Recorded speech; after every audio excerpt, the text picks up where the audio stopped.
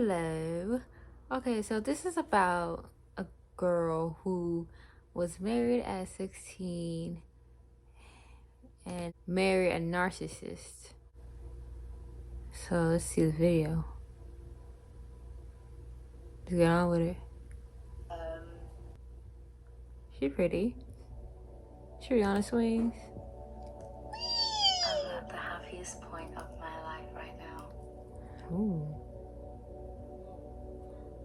And I couldn't imagine it being any better. She's cute as hell. But 9 years ago is when my lowest point began.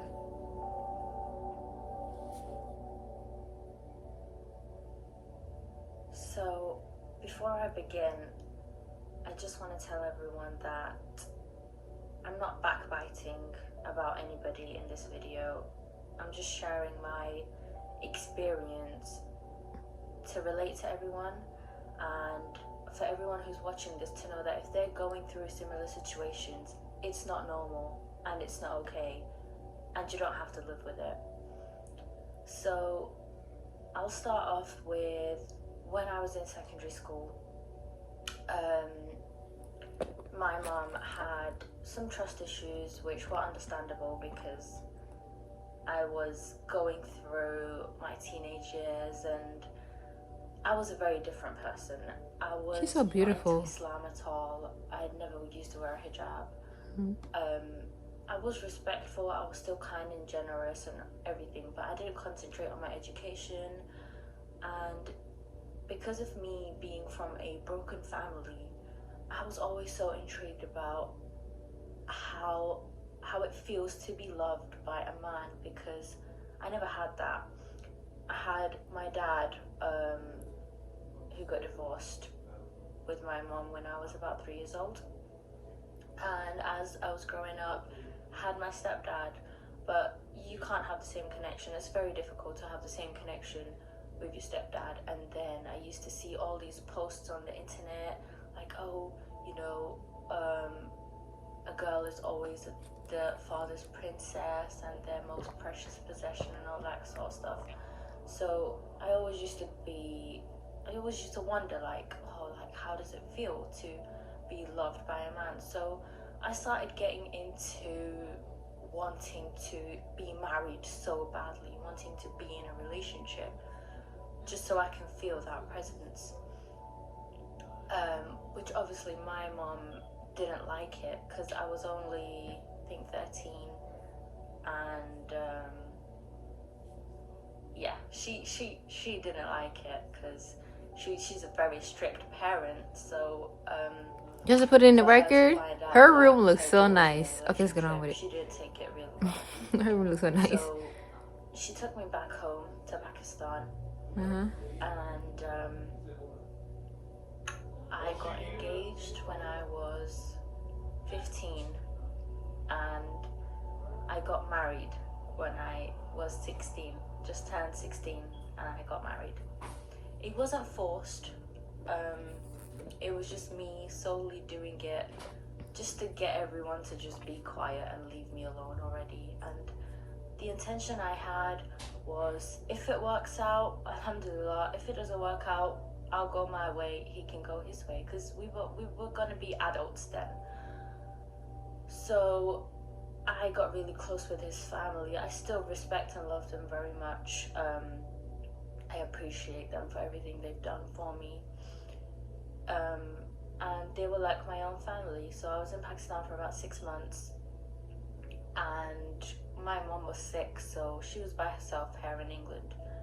So she called me over to come back. I came back, I met up with all my old friends, and you know, I started getting my old soul back, and I was really happy to meet up with them, and I was like back to my normal self. And he came here, my ex-husband, on a student visa, and things just started to go downhill because I realized how different we were. I realized how he didn't want me to have friends.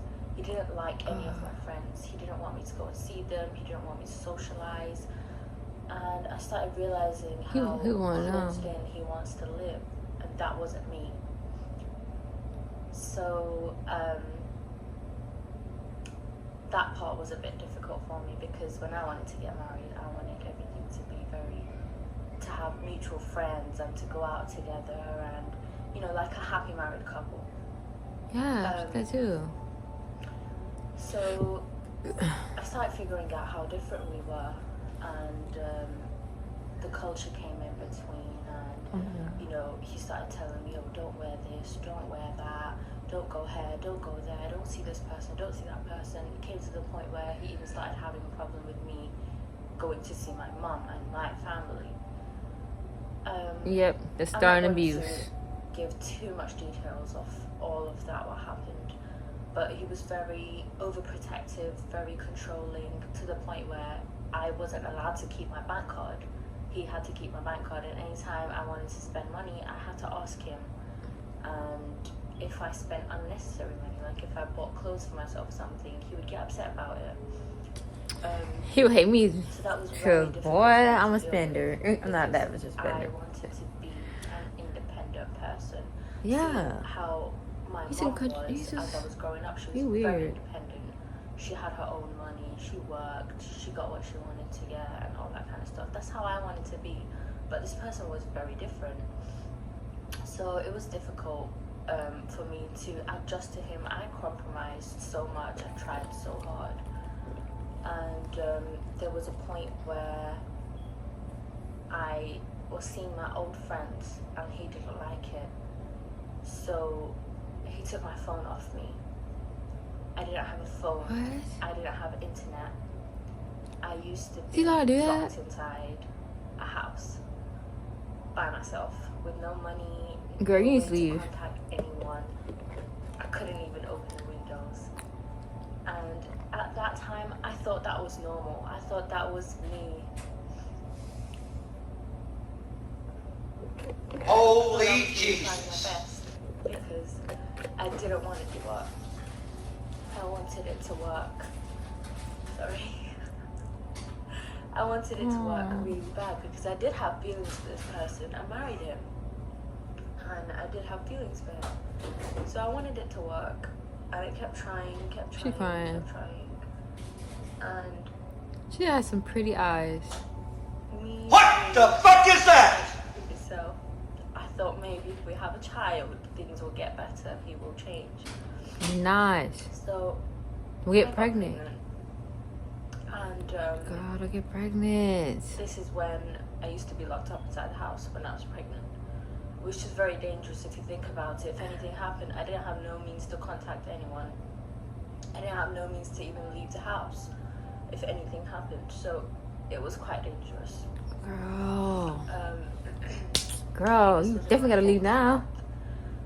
We moved out of that place. Babies do not fix stuff. It ruins the thing. It ruins it even more. Like it's worse. Babies don't save shit. They're just babies, okay? used to live inside an attic room. So that family looked after me really well during my pregnancy and everything. And whilst I was in the house, when I had my son, she's a boy. I had him when I was 18.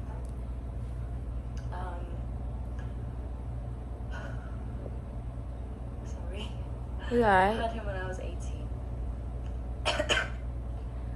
And after I had him, my mom moved to Manchester.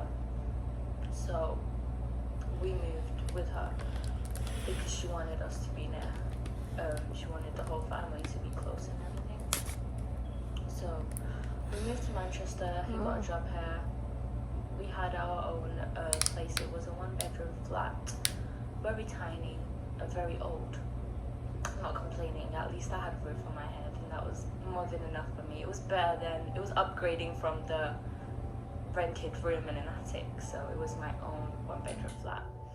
At this point, we were still trying. Well, I was still trying. And I started working. It was work experience. I was doing a childcare course. So it was work experience, and socialized for a very long time. I made friends. I got told that I was beautiful. I got told that You I needed are. to be appreciated. You Loads of are things. beautiful. And it was just like a wake-up call for me, to be honest, because he never used to praise me. He never used to tell me that I'm beautiful. He never used to, you know, I used to literally grab his hand and put his hand on my face to like feel loved. Or Girl, if I was your man, shoot, you be a queen for real. You so beautiful. I'll treat you like a queen. I'll kiss your feet, girl. Try it. I respect. He never used to say that he loves me. He never used to express his feelings. He's a fool, girl. I used to He's a cook fool. for him. I used to clean. I used to wash his clothes. I used to look after myself. You niggas ain't shit, girl. I used to make sure that I looked good every day before he came back from work. I used to like change out my makeup or change my hair up, wear new clothes, and I used to try so hard to get his attention and love, so hard. And all he would do when he came home was just watch TV and look at other women. And it was very hurtful for me because it was like, why can he not look at me the same way he looks at other women? Because he used to look at them like so intrigued and so like, there were times when he would tell me, oh my gosh, she's so beautiful. And I used to think, why can I not get that kind of attention? Why can I not get that kind of love? Am I not good enough? And day by day, I kept putting myself more and more down. So it was inside this house when I got my first smartphone. It was a Samsung Galaxy, I think. And I was so happy. And you know, the internet in my hands and a phone in my hands, and I was so happy. And you know, so that's when I started going on social media. I started getting back in touch with my old friends and you know, explaining to them how my life is, and them telling me that's not right, that's not normal, because it's not normal. That it was so normal. It's not normal. He made me believe that there are so many women out there living the same life as I'm living. So, and even worse, like he was like, oh, you know, there's women out there who don't even have a house, or they don't even have a husband, or they don't even have clothes, and they still appreciate their men and all this kind of thing. So bye-bye. It made me feel like I needed to do whatever he says in order to. We ain't talking about them. We talking about me. Or to be. And I don't want it. Period. Don't be other people. We talking about me. I'm like, and that's what Allah wanted me to do, is to do whatever he says whenever he wants. Just to mention that. Well, Sally did this. Megan did that. Dylan did. I don't care. If they ain't Jesus, I don't care. Period. Amazing. Like it was just for his needs and desires. That's all it was. As soon as his needs and desires were fulfilled, the connection was just closed, gone. There was no connection after that. There was no expression of feelings or anything like that. And as a woman, you need that. You need to feel more than an object, and you deserve to. Especially like a sex object. Don't look at me like I'm a sex object. Period. Don't look at me like I'm a piece of meat. Don't. My son was 6 months when I flew out to Pakistan with him to my ex-husband's family. It was just me and my son, and I stayed there for about a month, I think. And I realized how happy I am without him. I realized how free I was. I realized how much more there is to the world than just there's a lot more feeling like crap every day. He's locking you up. And just wanting to get someone's attention every day. I got closer to Islam when I was in Pakistan. I was very close to his family, and they helped me a lot. And I never even used to speak to him when I was there. We never used to call or text. Just maybe once in like a week or something. And when I went back, it just was not the same. It didn't feel the same, because at this point I knew that I'm missing out on so much happiness, and I'm missing out on so much that I deserve. Exactly. So You two damn I thought to fine. myself, right, when my son gets a bit You do older, that. to when he can understand me and my feelings more, that's when I'll leave him, because I didn't want my son to think any bad of me. So I thought I'll let him get a bit older, and that's when I leave, because I don't want him to go through something at such a young age. And everyone I told that I respect to that. told me that's wrong. For me personally, if you want to leave, you need to leave now. You have to go. Once he gets more Which I will attached to his understand. father, he won't be I able said to my live parents without divorced. him. You And you will understand. tear him even more I would see my because he parents won't be able divorced to and see my love mom you acting look either. miserable. Because there's some parents who stay and they look So miserable as that's something hell. that got me thinking. My friend's mom looks miserable as hell every time I go to her house. Like, I wonder what's going on in their marriage. Because Her and her I dad. found something on his search history which hurt me a lot, because we didn't have a good relationship. It hurt me to see why he would be okay to do that kind of stuff. Girls not okay. It hurt me because I used to put in so much effort to look good for him, to get him attracted to me and all this kind of stuff. But he had to go to the internet. It's men. Men find you attractive, and then when you with the guy, he just don't find you attractive no more. He will find someone else. That's men. Sad to say. That was a complete no for me. I remember leaving the house, everything that he would usually say to me. So I went with him to the mosque, and I explained the imam our situation. And he said, go back and try again. So I came home crying, and I said to myself, I'm tired of trying.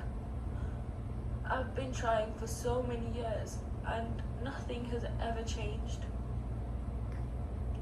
So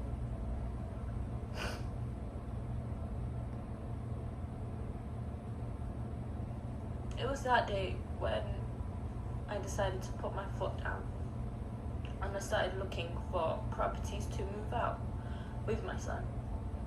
We used to go out in the rain, the thunder, going to places all across Manchester looking for a house. And at this point, my mum had completely cut off with me. Like, we would talk here and there. I told her what I was gonna do, but it was just, she wasn't happy. She wasn't happy about what I was doing. Obviously, I wouldn't be. Because of what she had gone through, she didn't want me to go through a similar situation. So I found a house far away from where I was living, and it was a 2-bedroom house, very old, not well decorated or anything. It was, to me, it was just a house.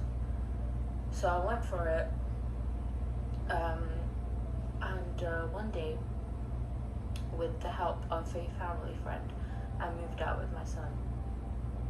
Now this man comes home and sees me moving out, and he breaks down. He breaks down. He cries and cries and cries. And me being the softie I am, feeding off of everyone's hurt, I fed off his hurt feelings, and I said to him, it's okay,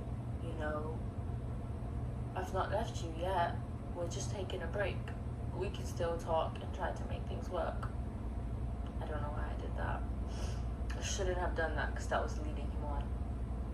So I moved out, and I became very independent. I got my divorce, which was very difficult because nobody was agreeing to what I had to say, because the man has the right. The woman has the right as well, but she needs to have very stern reasons. And to them, I didn't have a stern reason, because to people, physical abuse, when you have scars and bruises, to prove what you've been through is more believable than mental and emotional abuse. What this guy was doing to me, putting me down every single day, making me hate myself so much, making me dislike myself so much. It's mental It abuse. didn't come across to them as a big problem because there's worse in the world. So I hate that shit. That's make no. Which the Make you feel council secure, is like a woman understands a woman way better. And I told them straight up, I said, look, I can't stay faithful to this man, and I don't want to have any intimate relationship with him because I don't feel right, because I don't love him anymore. I've tried and I've tried and I've tried, and it's just not working anymore. They understood. It was a long trial for months and months and months. But I finally got my divorce, and I was very happy about that. Then what happened was, the person that I started talking to from America, he flew to see me because before me putting my foot down and saying, look, I want to get married to this person, I had to meet him. I couldn't just say over the phone, I need to get married to this person without meeting him. That just doesn't make sense. So I met him, and we connected. He connected with my son as well. Obviously, I had to see how he was with my son. That was a big thing for me, a massive thing for me. If a person can't connect with my son, I can't marry this person. So we met, and obviously he had to go back after we met and stuff. I told my parents. They were very angry, obviously. Because he's American and stuff. And then he flew out here again, but this time he met my parents. They lived with him. He lived with them for 2 weeks without me. They saw how he is. They really liked him, mainly because of his connection with the religion and stuff. And he learned how to pray within 2 weeks. He learned all the surahs. He learned exactly how to pray, and that really made them happy. Like, okay, this guy's genuine. So we got married. After that, we got married. I had another baby. That was a very difficult part for me because I was by myself my whole pregnancy. The first 2 months he was here, but then he had to go back because of visa. And then I was alone, and I was working, and I had no car. So I used to walk, literally 2 hours a day, to school to drop my son, then to work, then back to school to pick him up, then back home. It was crazy. You're making my back hurt. With Allah's help. And then he got his visa. He came here. We had a baby. Alhamdulillah, we had a baby girl. And we got a place together. 2-bedroom house again, but this time an upgrade, a little bit of an upgrade. And right now, this is us. So I'm just happy that I met him.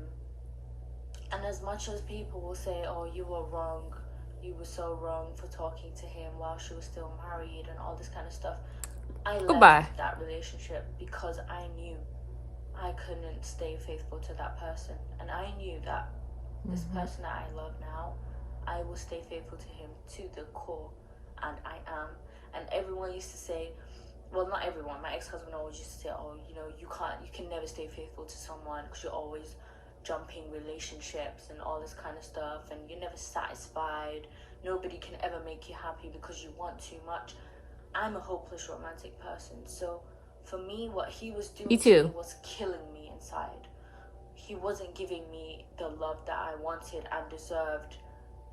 And for no reason. I literally used to sit at his feet and cry and beg him, please love me properly. Please love me the way I want to be loved. And he used to just say, oh, just take it as if I'm mentally ill and I just can't do it because it's just not the way that I've been brought up. And I used to just be like, why? Why can this not just be as easy as me loving him? Because I used to give him so much attention and appreciation, do so much for him. But with him, it was just one-sided. So this is me now with 2 children in a love marriage that everyone was against. Everyone was against this marriage because they thought it would never work out. They thought he was not genuine. He would leave me. He would be bad to my child. He would be bad to me. You know, oh, he's not Muslim, so he's gonna go back to his ways. And da da da da. He prays more than me. He does way more than me.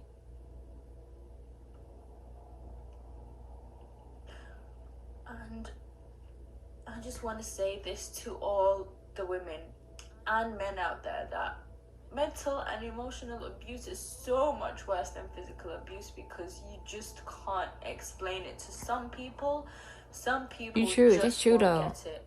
Some people will just throw it back in your face and just tell you you're wrong. Like the physical scars will If go you away, know but when you that mentally you're in not that happy in a shit, situation in your life, you have the right to leave.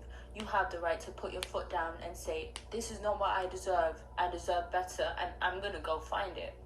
And you will get it, because nobody has the right to make you sit down and force you into a relationship. Never, ever, ever. If you want to leave, you leave. Yes, Allah hates divorce, but he's given it for a reason, that if it doesn't work out, you need to go. You can't just sit inside a marriage where you're not happy, where you're getting abused in any sort of way, mental, emotional, physical, sexual, neglect, anything.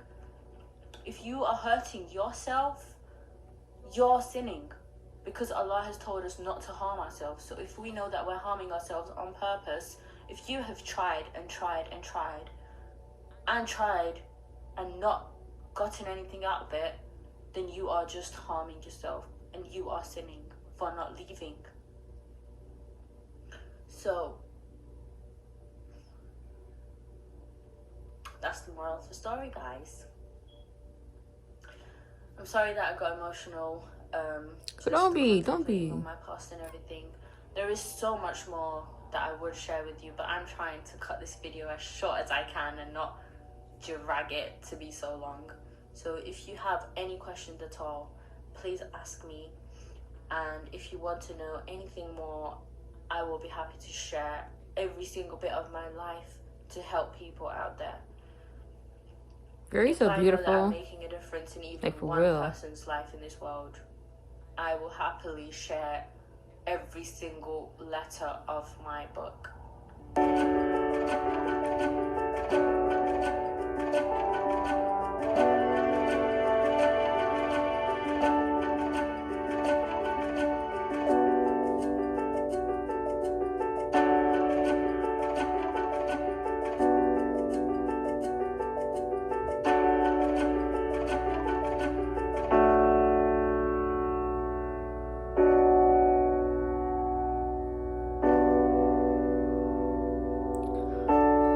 She's so beautiful.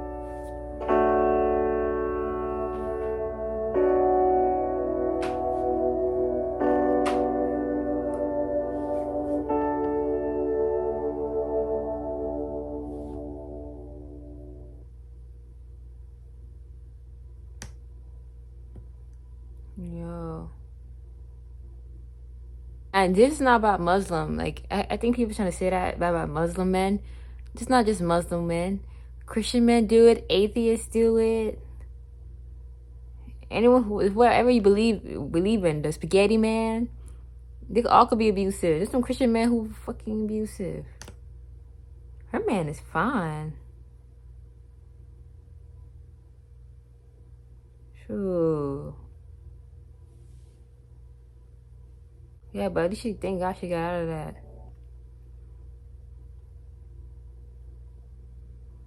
She's a beautiful woman. And she has a beautiful family, and she's happy about that. That's good.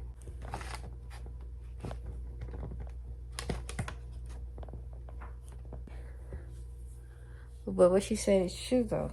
Okay, what she said is true. Mental abuse can't be worse than physical abuse, because you have to have that. It's going in your mind. Like, you can't forget about the person who keeps treating you like you are nobody. Because she said that her husband would not notice her, not acknowledge her. See her trying to put makeup on, don't even care. Literally, like, imagine, I can't imagine that. Imagine trying to put makeup on, you cook and clean, you do his clothes. He still don't care. He just comes home and just goes straight to that TV and see some girl on TV and say, oh my gosh, she's so beautiful. Like, this shit will fuck with you up. This shit will fuck you up. That's sad, though. And she's a beautiful woman, so it's like, damn, how can you not notice that, bro? How can you not notice that? Oh, that's it. At least she's happy, and she has 2 children. So she's happy as hell. She has two lovely children, and she has a nice, beautiful, nice looking husband. She seems very happy. So I wish her good luck and good in a happy life, because she wants happiness. She prayed for happiness. I hope she gets it. That's it. Peace.